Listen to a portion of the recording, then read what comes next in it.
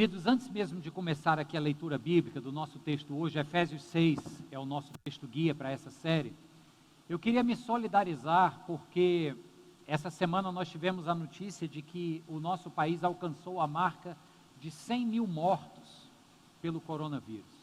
E dentre esses 100 mil mortos existem pais, existiam pais cujos filhos, muitos deles, não tiveram nem tempo de sepultá-los propriamente. Como eu já falei para os irmãos, eu tive a infelicidade, contudo a obrigação, e fiz de bom coração, a celebração fúnebre de 3 velórios, que na verdade não puderam nem ter cara de velório, nada se velou. Vamos mudar de microfone?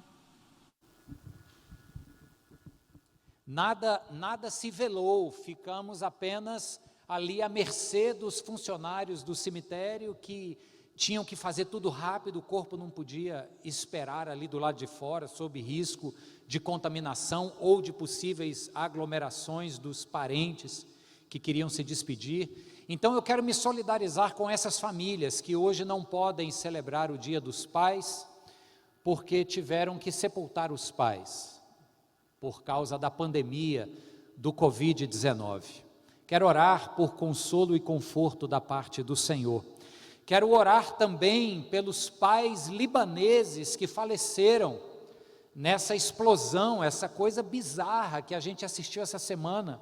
Assim, se você tem um mínimo de sensibilidade, você ficou impressionado com aquelas cenas. Eu estava lendo numa matéria que em questões de potência de explosão, a de Beirute essa semana só fica atrás das 2 bombas nucleares na Segunda Guerra Mundial, Hiroshima e Nagasaki. Então assim, quantos pais não perderam suas vidas, ou quantos pais estão agora dentre os quase 4 mil feridos hospitalizados? Então o Dia dos Pais está sendo um dia difícil para muitos filhos e para muitos pais. Vamos orar agora? Baixa a sua cabeça comigo, você que está em casa, vamos juntos orar ao Senhor. Santo e querido Deus, nós nos dirigimos a Ti agora como um Deus que consola, como o Espírito Santo que a palavra nos apresenta como um consolador, aquele que traz conforto em meio às crises, em meio às dores. Te pedimos, ó Deus, por misericórdia a essas famílias que estão enlutadas e que hoje lamentam não terem mais o pai para ser celebrado e festejado. Nosso coração se solidariza com estes outros corações que estão chorosos hoje, Senhor. Tem misericórdia do povo libanês, tem misericórdia da cidade de Beirute, Senhor. Nós oramos por forças do alto sobre aquele lugar, nós oramos pela igreja cristã que se reúne ali, que seja instrumento do Teu consolo, que sejam obreiros do Senhor, a serviço do bem comum, reconstruindo aquela cidade com amor e com dedicação ao próximo, seja ele quem for. Espírito de Deus, toca nesses corações, seja em Beirute, seja nas 100 mil famílias enlutadas, que perderam membro de suas casas. Nós oramos no poder do nome de Jesus, amém? Amém, você que está em casa, amém também. Vamos então ler agora a carta de Paulo aos Efésios, no capítulo 6, a partir do verso 10, eu vou ler até o verso 14, o comecinho do verso 14, é o texto que nós lemos na semana passada. Eu vou cortar ele antes, porque só me interessa ir até onde nós vamos conversar hoje. Diz assim o apóstolo Paulo: finalmente fortaleçam-se no Senhor e no seu forte poder. Vistam toda a armadura de Deus para poderem ficar firmes contra as ciladas do diabo, pois a nossa luta não é contra seres humanos, mas contra os poderes e autoridades, contra os dominadores deste mundo de trevas, contra as forças espirituais do mal nas regiões celestiais. Por isso, vistam toda a armadura de Deus, para que possam resistir no dia mau e permanecer inabaláveis depois de terem feito tudo. Assim, mantenham-se firmes, cingindo-se com o cinto da verdade, Verso 14, eu vou ler apenas esse início. Mantenham-se firmes, cingindo-se com o cinto da verdade. Deus, orienta a gente nessa palavra agora, Senhor. Guia o nosso pensamento, guia os nossos corações, atenta os nossos ouvidos. Quem está presente aqui, que me vê presencialmente, mas especialmente quem está em casa, que tem tantas chances de se distraírem, eu oro para que o Senhor atente os nossos ouvidos e o nosso coração agora para a Tua palavra. Em nome de Jesus oramos. Amém e amém. A gente está na sequência da série Vida que Segue. Mês de agosto, muita coisa está voltando a acontecer, já já serão as escolas, se Deus quiser, os pais estão pedindo, né? Mas assim, muita gente já voltou ao seu trabalho, em formatações diferentes, a gente já está pegando trânsito na rua, é ou não é? Levanta a mão quem já ficou no engarrafamentozinho básico, 5:30 para 6 da tarde. Então a vida está seguindo. Agora, a gente teve 5 meses e pouco para aprender a não continuar levando a vida do jeito que estava levando antes. Acredito que muitas coisas nós podemos aprender nesse tempo de pandemia, estamos aprendendo. Uma delas é entender e saber de fato que nós precisávamos mudar muito da nossa rotina.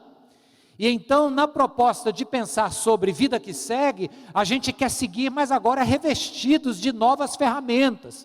E o que Paulo escreve aqui aos Efésios, quando fala da armadura de Deus, que ele compara com os elementos da armadura de um soldado romano, a gente está sendo desafiado por essa série a pensar em que ferramentas eu tenho que ter nas mãos, ou quais são as peças dessa minha armadura, com a qual eu vou sair vestido para esta vida que segue.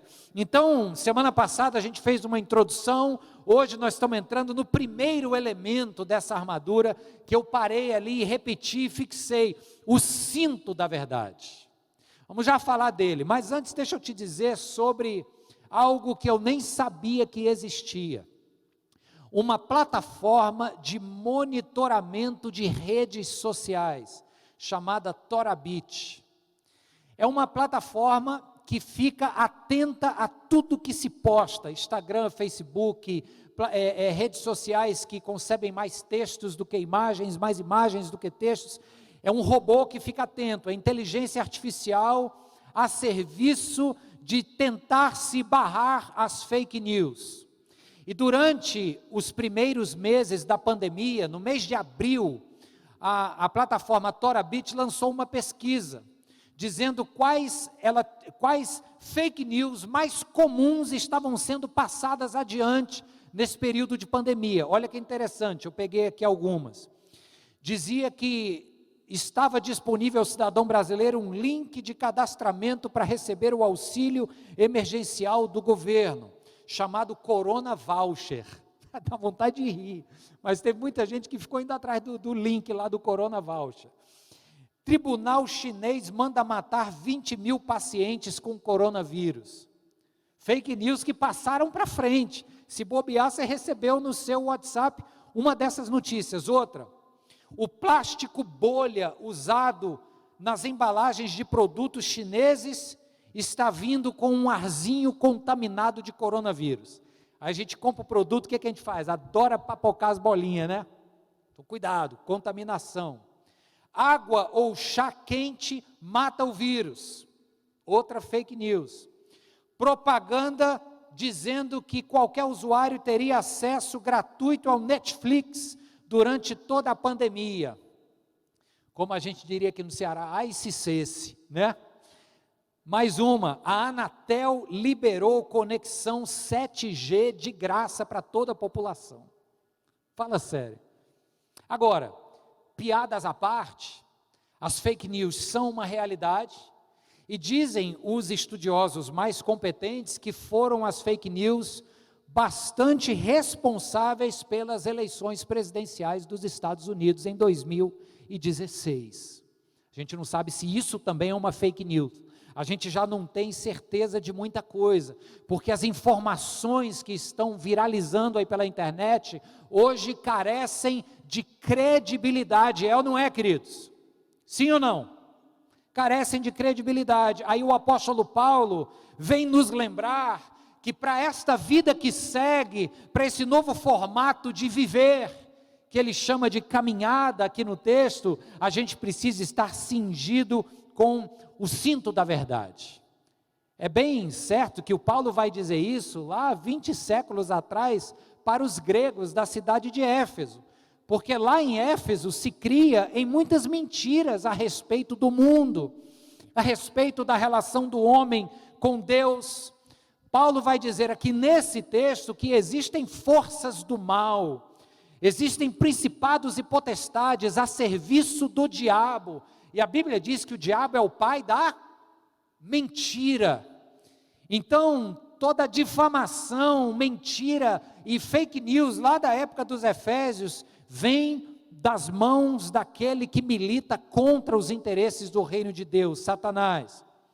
Agora, a mentira, a notícia falsa, os fake news, como se diz, não era apenas presente lá no tempo dos Efésios, não é também privilégio só da nossa geração agora, a gente está tendo muito acesso a ela, porque num clicar dos seus dedos, você chega rápido em qualquer tipo de informação que você quiser. Agora, mentira, engano, falsidade, sempre fez parte da existência humana. E olha que interessante, o que é que o profeta Jeremias vai falar, na verdade é Deus falando a respeito de Israel, 6 séculos antes de Cristo. Jeremias é usado para falar sobre o povo de Israel e a sua postura. No capítulo 9, Jeremias diz assim, a gente vai projetar ali, acompanha só esse texto. A língua deles quem? Do povo de Israel, é como um arco pronto para atirar, é a falsidade, não a verdade, que prevalece nesta terra.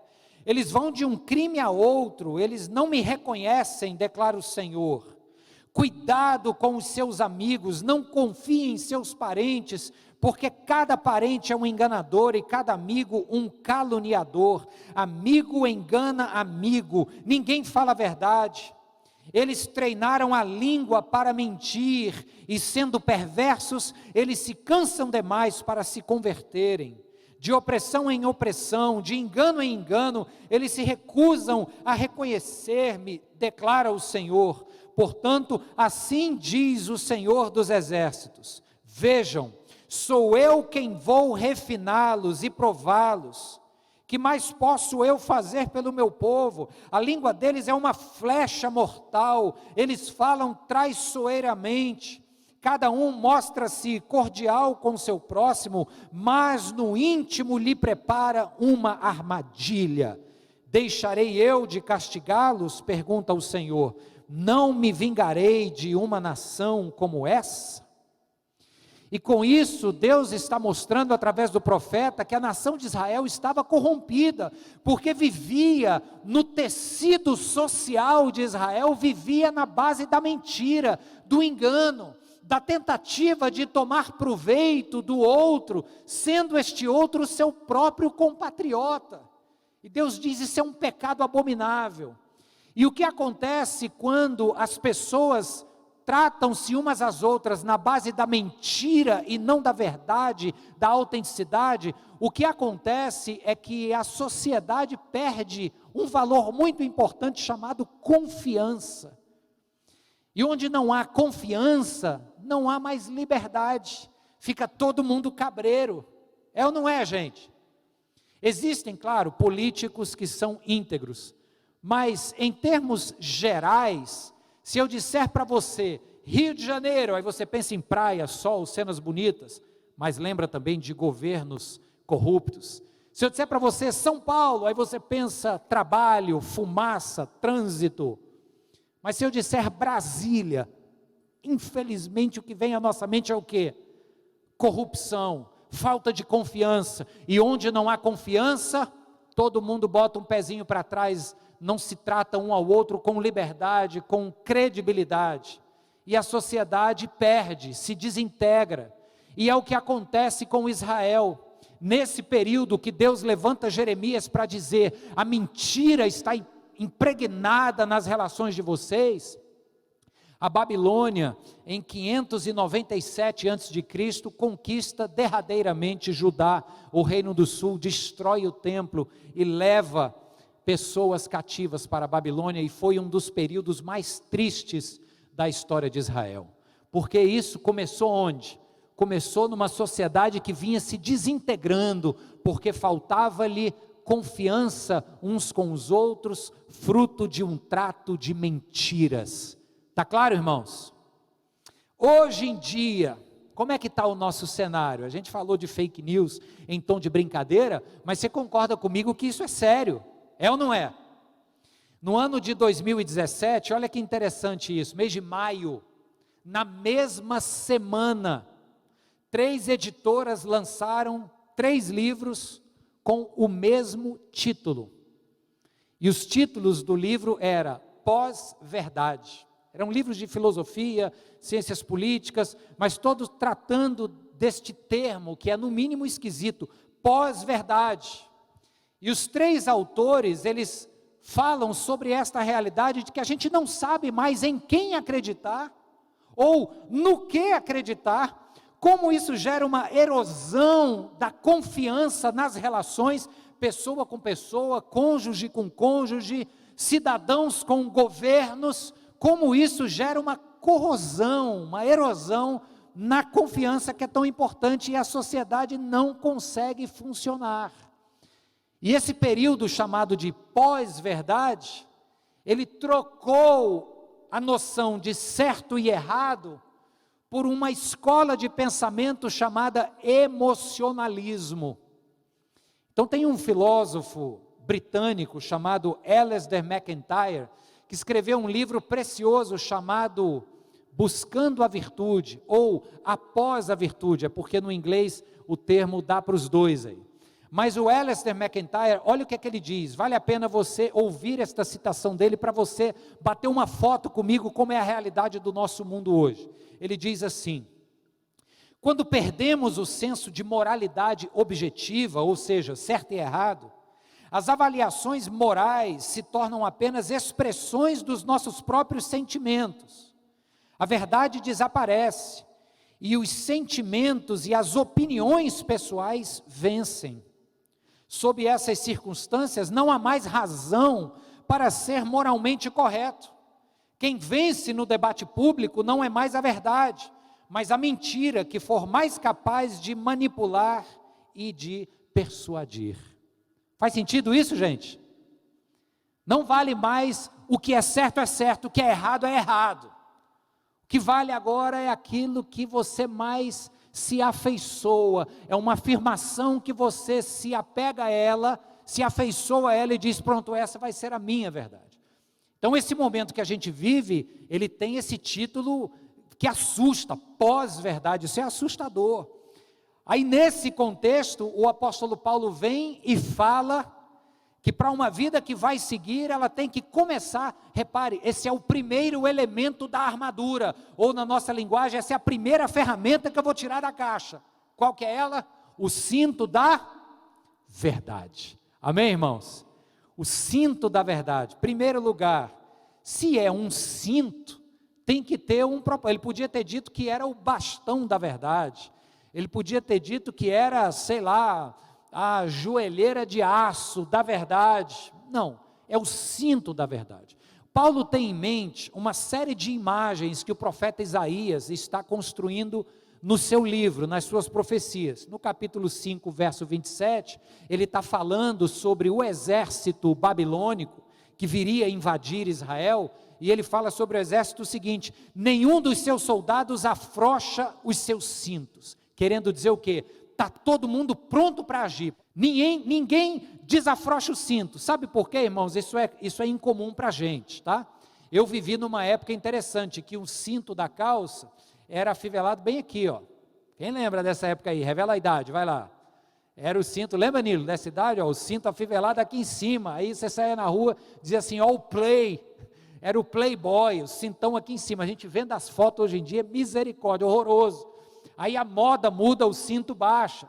Lá nos Estados Unidos eu vi um rapaz da comunidade afrodescendente que usava o cinto, juro para vocês, aqui ó, o cinto era exatamente aqui, o resto era cueca, então a moda era aparecer a cueca e o cinto aqui. Mas a altura do cinto para nós ocidentais é só na conta da moda. Na época de Paulo, na antiguidade como um todo, os soldados que iam lutar, todos eles usavam túnicas. E para você ter liberdade para correr, para ir e vir, para fazer manobras no campo de batalha, você tinha que levantar a túnica, senão você tropeçava nela. Então se levantava a túnica e prendia ela com um cinto aqui. Então estar com a fivela do cinto, ou seja lá o que for, o nó do cinto preso aqui em cima, era uma ideia de dar liberdade à ação. Está claro isso, gente? Você está pronto para caminhar e não vai tropeçar.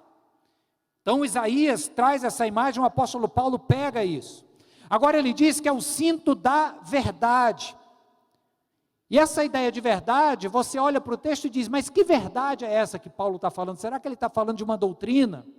Será que a gente tem que andar aqui sempre pronto, sempre disposto com a doutrina certa na ponta da língua? Outros estudiosos dizem, não, talvez não seja a doutrina como verdade apenas de declaração, mas é uma verdade no sentido de integridade. O sujeito que caminha com uma verdade pessoal, seu caráter. Aí eu gosto de um pastor puritano do século 17, o nome dele é William Gurnall, que ele diz assim, ó, escuta, uns querem dizer que é a verdade doutrinária, outros querem dizer que é a verdade do coração, a sinceridade. Eu penso que é melhor juntar as duas, porque uma não bastará sem a outra. Amém, gente? Estamos juntos nessa? Então, que verdade é essa que Paulo está falando? É a verdade do Evangelho, mas também é a verdade do sujeito, que caminha pelo mundo com uma verdade a respeito de quem ele é, de quem Deus é para ele. Aleluia! Agora sim eu quero ler o texto de Isaías, capítulo 11, porque é daqui que Paulo tira a ideia do cinto da verdade. Isaías 11, dos versos de 1 a 5, é um texto messiânico, e ele fala a respeito do Messias, que vem da descendência de Jessé. Olha que importante esse texto aqui agora. Como a gente já leu semana passada Efésios 6, e eu apenas repeti aqui para você, o meu interesse é te oferecer outros textos, e esse é um deles. Isaías 11 diz assim, um ramo surgirá do tronco de Jessé, das suas raízes brotará um renovo. O Espírito do Senhor repousará sobre ele, o Espírito que dá sabedoria e entendimento, o Espírito que traz conselho e poder, o Espírito que dá conhecimento e temor do Senhor. E ele se inspirará no temor do Senhor, não julgará pela aparência, nem decidirá com base no que ouviu, mas com retidão julgará os necessitados. Com justiça tomará decisões em favor dos pobres, com suas palavras, como se fossem um cajado, ferirá a terra, com o sopro de sua boca matará os ímpios. A retidão será a faixa do seu peito, e a fidelidade ou a verdade o seu cinturão. Aleluia! O ramo de Jessé é o Messias, que tem um nome. Qual é o nome dele? Jesus Cristo. Paulo está falando que o Jesus Cristo é esse soldado por excelência, que vem ao mundo com uma verdade no lugar do cinturão. O que Paulo está dizendo aqui é o seguinte, que a força verdadeira com a qual a gente luta e vence o poder das trevas, não é o braço, não é a espada do soldado, mas é o seu caráter, é a sua dignidade de homem, é aquele sujeito que passa e que exala uma verdade a respeito de quem ele é aos olhos de Deus. Quando eu falo homem, as mulheres, por favor, entendam o substantivo comum de dois, somos todos nós, amém, queridos? O cinto da verdade é isso que me torna livre. Assim como o soldado estava livre na sua agilidade para ir e vir, com o cinto preso no lugar certo, o cinto da verdade me dá essa liberdade de movimento. Eu caminho pela vida sabendo e entendendo e afirmando no meu caráter algumas verdades importantes. Vamos lá. Verdade a respeito de mim mesmo. Eu sou um filho amado, sobre quem não há condenação. Se você se identifica, diga amém. Você que está em casa, diz amém aí no seu sofá, onde você estiver. Então a verdade afirma algo sobre mim mesmo. E você concorda comigo que afirmar essa verdade sobre quem eu sou, me deixa livre dos olhares dos outros, dos olhares de juízo. A gente passa a se preocupar menos com o que os outros dizem, não porque a gente seja bom e suficiente em nós mesmos, mas porque a gente se lembra a verdade de quem nós somos aos olhos de Deus, filhos amados em quem o Pai se alegra e sobre quem não há condenação. Isso é caminhar com o cinto da verdade, livre, despreocupado com o olhar julgador do outro, e ao mesmo tempo de coração aberto para possíveis críticas que me façam crescer, porque tem aquelas outras críticas que vêm como passe ruim no futebol. O passe ruim, você mata a bola aqui e joga para fora, não vale a pena nem continuar, a gente deixa passar para fora, para o jogo. Agora, críticas são bem-vindas quando me ajudarão a crescer. Só recebe crítica bem quem está cingido com o cinto da verdade a respeito de quem eu sou aos olhos de Deus. Amém, irmãos? A verdade a respeito do que é o mundo no qual eu vivo. O que é esse mundo aqui? É um lugar que vai papocar e quando Jesus voltar ele vai me tirar daqui e vai me levar para o céu? Se a gente pensa nisso, a gente não vai cuidar bem desse mundo. Para que cuidar bem? Isso vai estourar mesmo algum dia? Não. Aqui é o lugar para onde o céu vem. Você já reparou que lá no Apocalipse é a nova Jerusalém de Deus que desce e que restaura todas as coisas, e o Senhor Jesus colocou o Espírito dele dentro de você, para que você comece esse trabalho de restauração, na sua família, no seu local de trabalho, você, um agente de Deus, para fazer esse mundo um lugar melhor, aleluia. Isso é uma verdade a respeito do que é o mundo no qual eu vivo, uma verdade a respeito das coisas, dos bens, dos recursos. Para que eles servem? Para que eles chegaram aqui no meu bolso? Para que eles estão lá na conta do banco, que aí eu pego um cartão, passo e algo ótimo acontece? Os recursos que eu tenho, sim, podem oferecer conforto, possibilidades, podem me garantir alguns bens, mas a verdade sobre eles é que eles me foram concedidos para serem postos a serviço do mundo, a serviço do próximo, do menos favorecido, amém, irmãos? Aleluia. Verdade a respeito do meu propósito de vida. Parece meio grande demais isso, mas deixa eu descer para algo muito nosso aqui. Eu tenho ouvido muito, em alguns casos, pessoas dizendo assim: eu vim aqui para ser feliz, eu estou nesse mundo aqui para ser feliz. Se a relação está começando a me dar algum tipo de azedo, se está pegando demais no meu calo, eu termino a amizade, eu termino o namoro, eu termino o casamento, porque eu estou aqui para ser feliz, e esse negócio não está me fazendo bem. Quem já ouviu isso? Alguém falando, algum comentário que você leu e tal.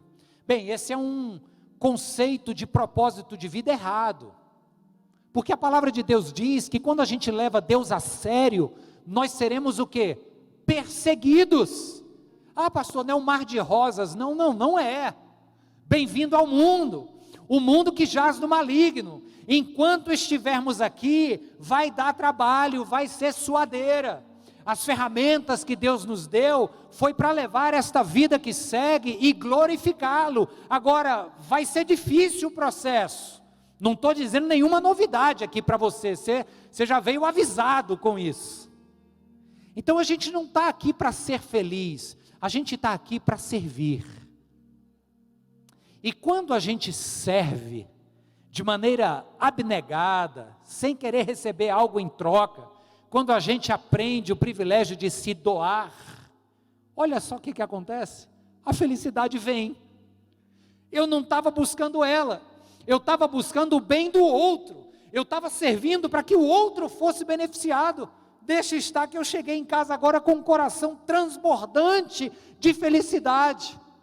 Deu para entender, irmãos? A verdade do Evangelho de nosso Senhor Jesus Cristo precisa estar atada aqui no cinto, aqui em cima, para nos dar esta liberdade de movimento. A gente tem que caminhar pelo mundo com essa verdade, de saber que o que eu tenho, o que eu sou e o meu propósito aqui e agora serve a um bem maior, não a um bem menor chamado eu, meu, para mim. Isso é um bem menor.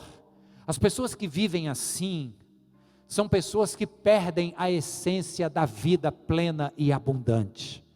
Está claro isso, gente? A verdade a respeito de quem Deus é, e com isso eu termino. Porque nos dias em que nós estamos hoje, Deus é um ajudador e um resolvedor de problemas. Eu me jogo de joelhos e clamo como se o mundo fosse se acabar, quando eu estou precisando de ajuda, quando eu estou com um problema grande para resolver. Aí Deus vira apenas esse doador de coisas, esse resolvedor de pepinos, e a gente diminui, reduz quem Deus é. A verdade do Evangelho precisa estar firmada aqui, a túnica está lá em cima, e eu posso caminhar com liberdade, porque a verdade do Evangelho me diz que esse Deus, que tantos chamam apenas de doador, Ele é um pai, sim, que doa, que tem prazer em abraçar e acolher os filhos, mas Ele é um pai que também tem chinelo na mão, a linguagem nossa aqui. Esse Deus que ama é o mesmo que disciplina, e por ser um Deus disciplinador, Ele não é um Deus que ama menos. Eu costumava dizer que para dar uma bronca daquelas mesmo, valendo, em um castigo grande, em filho pequeno, você tem que amar mais ainda, do que apenas para deixar para lá. Tem gente que diz assim, deixa para lá, olha como ele é bonzinho, olha que pai bonzinho, né? Merecia uma surra e o pai só deixou para lá. Não, isso é um amor pequeno. O amor maior é aquele que dói no coração do pai, dizendo o seguinte, olha, eu não queria que você estivesse nesse caminho, mas como você está, eu preciso deixar que você colha as consequências nefastas das suas escolhas. Isso vai ser bom para você, como filho, como pessoa. Então o Deus que ama é o Deus que disciplina, e disciplina porque ama. E assim caminha conosco dizendo o seguinte, não caiam nesta inverdade, nessa fake news, de que Deus é bonzinho o tempo todo, e Ele é só amor, e passa a mão na cabeça. Sim, Ele é isso tudo, mas muito mais. É um Deus também que, por tanto te amar, vai deixar você caminhar no vale da sombra e da morte. Ele só não vai soltar a sua mão, 1 minuto do caminho. Amém, irmãos? São essas verdades, que eu acredito que estão aqui no texto. Vamos nos cingir com o cinto da verdade, para que a gente olhe na cara deste mundo de fake news e diga o seguinte, não são essas notícias falsas, não essas engraçadas da pandemia, outras notícias a respeito do propósito de vida, de quem Deus é, do para que servem as coisas, de quem eu sou. Não vamos caminhar neste mundo de pós-verdade, caindo nestas verdades chulas. A nossa sociedade precisa resgatar confiança, olhar para alguém, olhar para um povo e dizer, esse povo é sério, esse povo caminha com uma verdade inabalável, e esse povo é a igreja de Jesus, esse povo somos eu e você. Amém, queridos?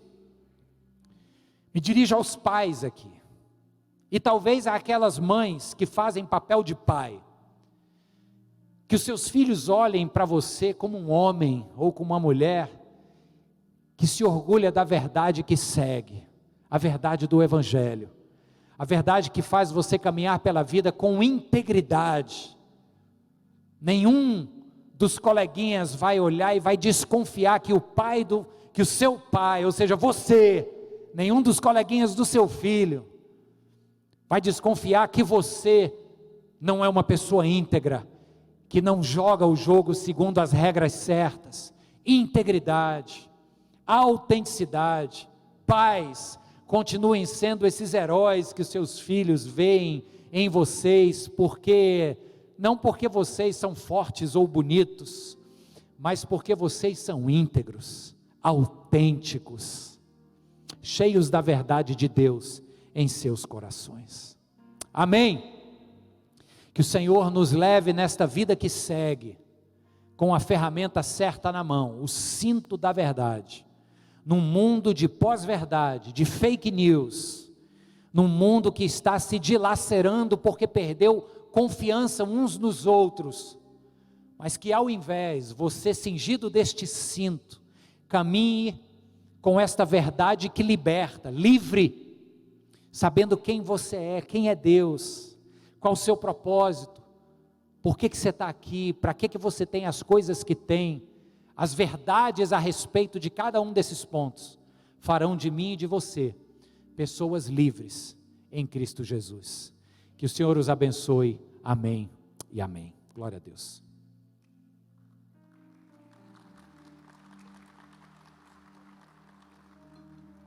Baixa a sua cabeça agora, quem está em casa, quero te encorajar também, fechar os seus olhos, baixar a sua cabeça. E Deus, nós queremos reconhecer que muitas vezes, Senhor, a gente se deixa levar pelo olhar do outro, pelas verdades pequenas, ou por que não dizer falsas, que se constroem ao nosso redor a respeito da vida, a respeito de quem o Senhor é. Aí a nossa relação contigo fica tão pequena, Deus. Pai, nós queremos nos arrepender nessa hora, Senhor, por querermos lutar esta batalha com as nossas próprias armas, quando o Senhor nos diz que em primeiro lugar, o que precisamos fazer é andar pelo mundo, no campo de batalha, com o cinto da verdade, com um coração íntegro. O que precisamos, Deus, é trilhar esta jornada de maneira autêntica, sendo quem o Senhor nos criou para ser, cingidos com a tua verdade e não com o nosso achismo. Que assim, Senhor, possamos caminhar mundo afora, dizendo isso que vamos cantar agora: Tu és aquele que me guarda, por isso eu não temerei. É porque a tua verdade está conosco que a gente caminha livre, porque sabemos que é o Senhor quem está nos guardando. Abençoa a tua igreja, Senhor, abençoa quem assiste essa mensagem agora, ou quem vai assistir depois. No nome de Jesus oramos, amém.